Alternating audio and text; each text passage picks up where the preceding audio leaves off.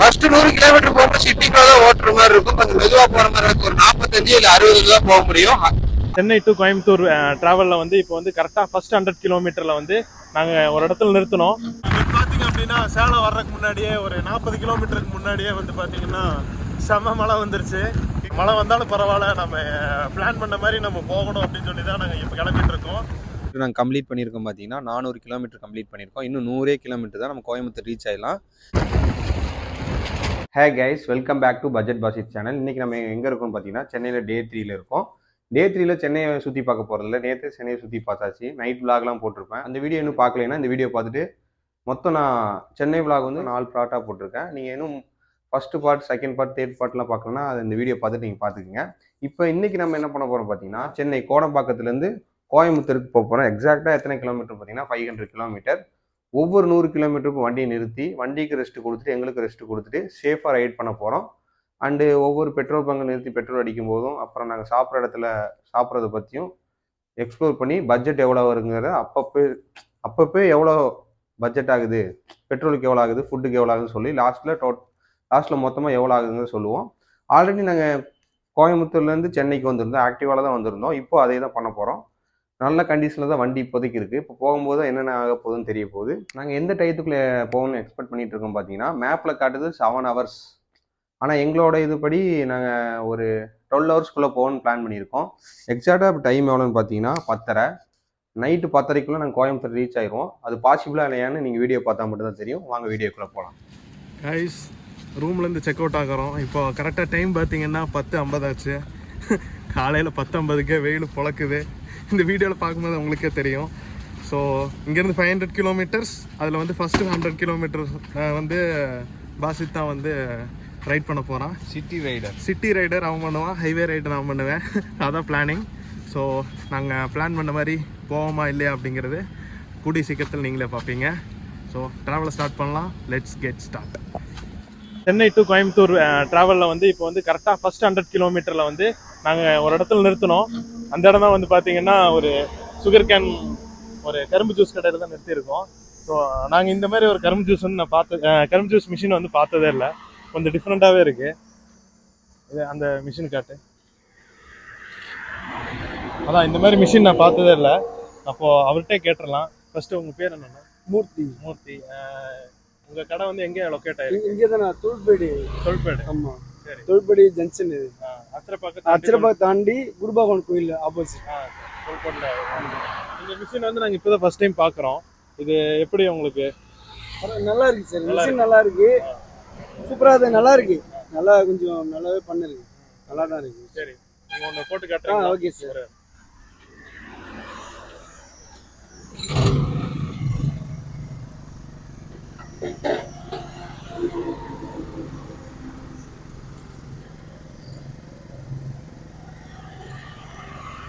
Guys பாருங்க, சும்மா அந்த கரும்பை மட்டும் உள்ள போட்டாலே போதும், ஆட்டோமேட்டிக்காக அது வெளியே வந்துடுது.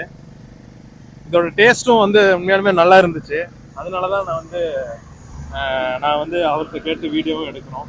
நல்லா இருந்துச்சு இந்த டேஸ்ட்டு.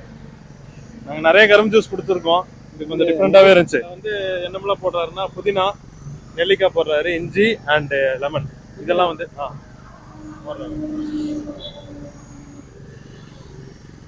அவ்வளோதான். அப்படியே அந்த சைடு காட்டு, வெளியே வர்றது வந்து அப்படியே ஆட்டோமேட்டிக்காக வெளியே வந்துருச்சு கைஸ். அது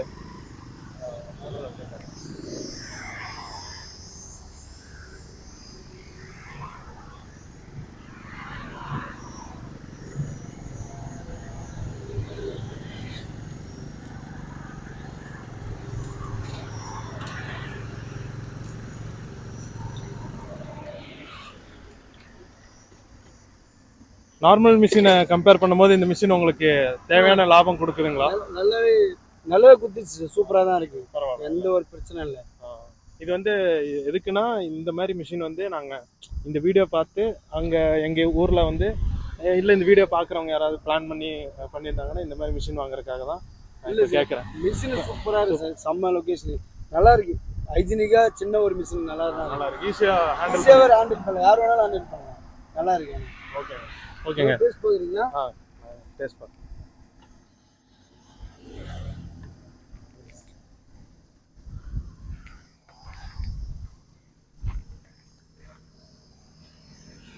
ரொம்ப நல்லா கைஸ். டேஸ்ட்டே வந்து கொஞ்சம் டிஃப்ரெண்ட்டாக இருக்குது. நம்ம நார்மல் மிஷின் தான் கொஞ்சம் திக்காக இருக்கும், இது திக் இல்லாமல் இருக்குது, டேஸ்ட் நல்லா இருக்குது. தேங்க்யூண்ணா, நீங்கள் கரெக்டாக எங்கள் கேள்விக்கெல்லாம் கரெக்டாக பதில் சொன்னீங்க. இந்த மிஷின் வந்து நாங்களும் மற்றவங்களுக்குலாம் சஜஸ்ட் பண்ணலாம். Okay sir, okay, thank you thank you sir. நாங்கள் வர வழியில 350 ரூபாய்க்கு பெட்ரோல் அடித்தோம். அந்த 100 கிலோமீட்டர் கிராஸ் ஆனோடனே ஒரு ரெஸ்ட்டை போட்டு கரும்பு ஜூஸை குடிச்சிட்டு அந்த கரும்பு கடையும் அப்படியே ரிவ்யூ பண்ணோம். அங்கே அண்ணன் நல்லா பேசினாரு. சரி, அவரோட கடையை பற்றி காமிச்சோம். அங்கே நாங்கள் கரும்பு ஜூஸுக்கே இப்போ வந்திருக்க புது மிஷினையும் அப்படின்னு நாங்கள் அவர்கிட்ட கேட்டோம். நல்லாவே பேசினாரு. கண்டிப்பாக இந்த வழியில் வந்தீங்கன்னா அந்த மாதிரி கரும்பு ஜூஸ் கடைக்காரங்களுக்குலாம் கொஞ்சம் சப்போர்ட் பண்ணுங்க. இந்த மாதிரி ஹெல்த்தி ஜூஸாக குடிங்க. கரும்பு ஜூஸ்லாம் உடம்புக்கு நல்லது. கெமிக்கல் மிக்ஸ் ஆன ஜூஸை குடிக்கிறது போல இந்த மாதிரி நேச்சுரலான ஜூஸ் குடிக்கும் போது நம்ம உடம்பு வந்து நம்ம டிராவல் பண்ணுறதுனால உடம்பு டீஹைட்ரேட் ஆகாமல் இருக்கும். அண்டு நம்ம சென்னையில் எக்ஸாக்டாக ஒரு 100 கிலோமீட்டர் கிராஸ் ஆகிட்டோம். அந்த 100 கிலோமீட்டர் தானே ஜாஸ்தின்னு சொல்லுவேன். ஏன்னா ஃபுல் அண்ட் ஃபுல் டிராஃபிக்காக இருக்கும். கோயம்புத்தூர்லேருந்து சென்னை வரும்போது லாஸ்ட் 100 கிலோமீட்டர் டிராஃபிக்காக இருந்துச்சு. ஆனால் சென்னையிலேருந்து கோயம்புத்தூர் போகும்போது ஃபர்ஸ்ட் 100 கிலோமீட்டர் ரொம்பவுமே டிராஃபிக்காக இருந்துச்சு.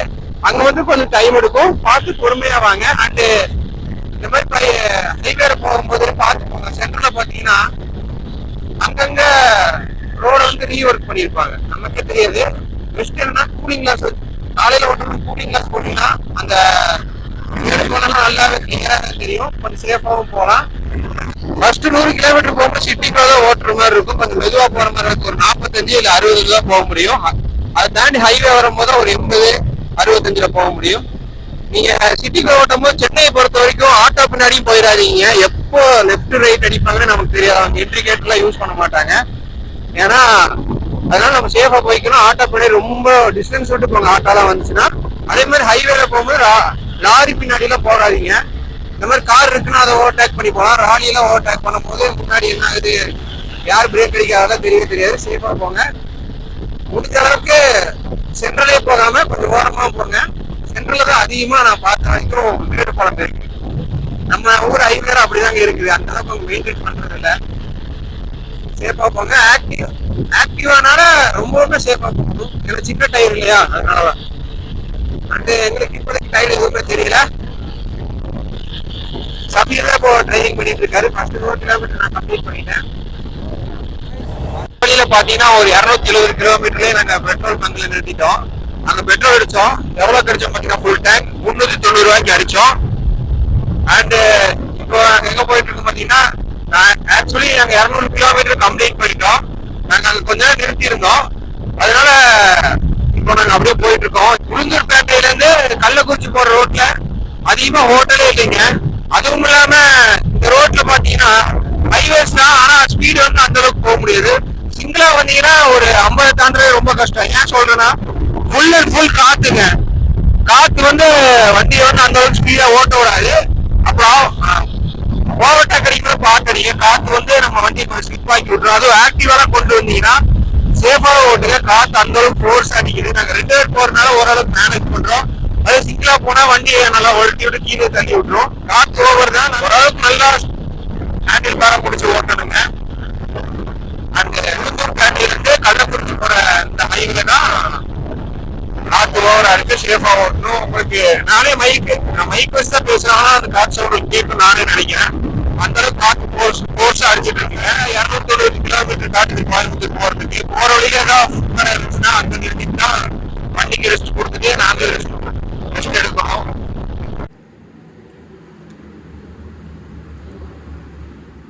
கைஸ், இப்போ நம்ம எங்கே இருக்கோம் பார்த்தீங்கன்னா கள்ளக்குறிச்சியில் தான் இருக்கோம்.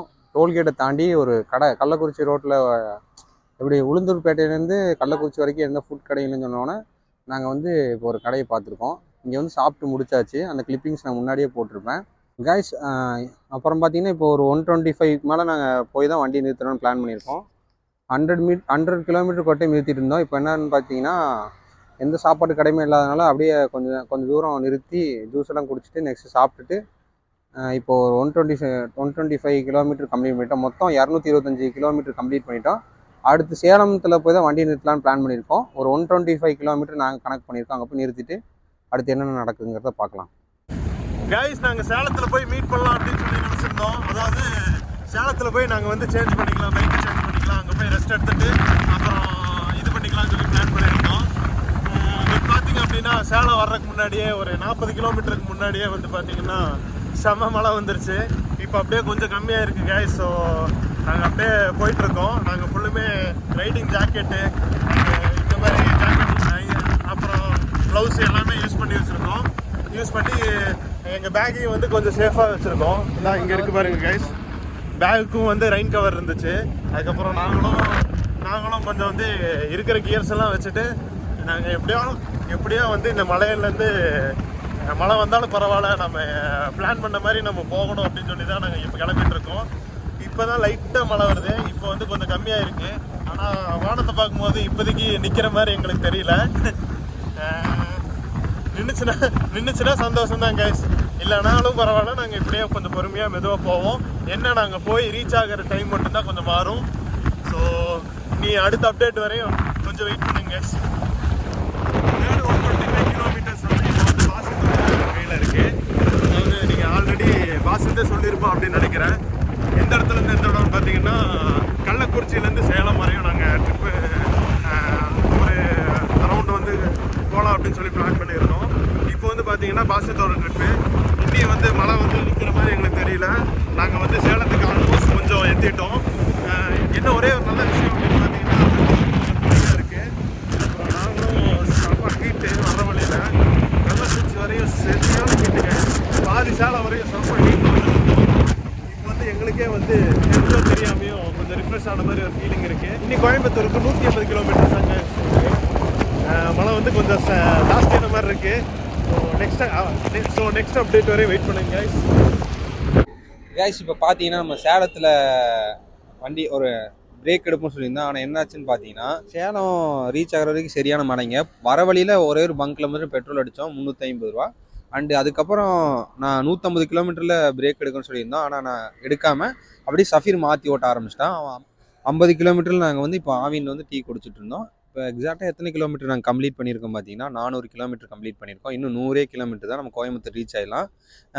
கூலிங்காக இருந்ததுனால வண்டி வந்து நிறுத்த தேவையில்லை. ஏன்னா ஆக்டிவாக வந்து இன்ஜின் ஹீட் ஆயிரும். அதனால தான் நம்ம வந்து நிறுத்தி போனோம். மழை பெஞ்சது ஒரு வகையில் நல்லது தாங்க. எங்களுக்கு மழையில் நனைகிறது ஒன்றும் புதுசு இல்லை. நாங்கள் ஆல்ரெடி இந்த மாதிரி ரெயின் கோட் எல்லாமே நினைச்சிட்டு வந்திருக்கோம். நல்லா இப்போ வந்து ப்ரிப்பேர் பண்ணி வந்தனால எல்லாமே பர்ஃபெக்டாக கொண்டு வந்துட்டோம். அதனால் எவ்வளோ மழை பெஞ்சாலும் நாங்கள் போய்ட்டு வண்டி நிறுத்தாமல் போயிட்டோம். ஏன்னா மழையில் மட்டும் ஸ்லோவாக மட்டும் போனோம். ஏன்னா பிரேக் பிடிச்சா ஆக்டிவாக்கு அந்தளவுக்கு செட் ஆகும். அதனால ஸ்லோவாக வந்தோம். அதனால் கொஞ்சம் டைம் ஆயிடுச்சு. மற்றபடி ஒன்றுமே இல்லை. இனி உக்கடம் போயிட்டு டின்னர் சாப்பிட்டுட்டு மொத்தமாக பட்ஜெட் எவ்வளோங்கிறத உங்களுக்கு சொல்கிறேன் டீட்டெயிலாக.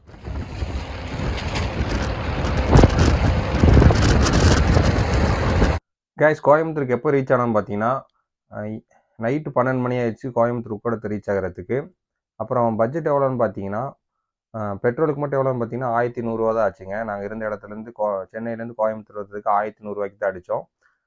3 டேஸ் நாங்கள் சென்னைக்கு போகிறதுக்கு பிளான் எவ்வளோ பட்ஜெட் பண்ணியிருந்தோம் பார்த்தீங்கன்னா 5000 பட்ஜெட் பண்ணியிருந்தோம். ஆனால் மொத்தமாக எவ்வளோ வந்துச்சுன்னு பார்த்தீங்கன்னா ஒரு ஆளுக்கு 4240 ரூபா தான் வந்துச்சு. சென்னைக்கு வந்தீங்கன்னா 2 ஹெல்மெட் கண்டிப்பாக போட்டுக்குங்க. நான் ஃபஸ்ட் வீடியோவில் சொல்லணும்னு நினச்சேன், அதை சொல்ல முடியாமல் போச்சு.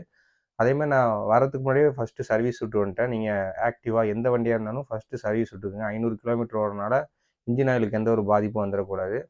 நாங்கள் சேஃபாக வந்தால் வண்டிக்கு எந்த ஒரு ப்ராப்ளமும் ஆகலை. நாங்கள் 12 ஹவர்ஸில் கம்ப்ளீட் பண்ண வேண்டியது, ஆனால் 13 ஹவர்ஸ் ஆயிடுச்சு. என்னாச்சுன்னு பார்த்தீங்கன்னா மழை பெஞ்சிச்சு இடையில. ஆனால் வண்டியை நாங்கள் நிறுத்தலை. மழை பெஞ்சனால கொஞ்சம் ஸ்லோவாக ஓட்டிகிட்டு இருந்தோம், அவ்வளோதான். மற்றபடி சென்னை ட்ரிப்பு சூப்பராகவே இருந்துச்சு. நெக்ஸ்ட் இதே மாதிரி ட்ராவல் கண்டென்ட் சந்திக்கலாம். பாய் பாய், see you.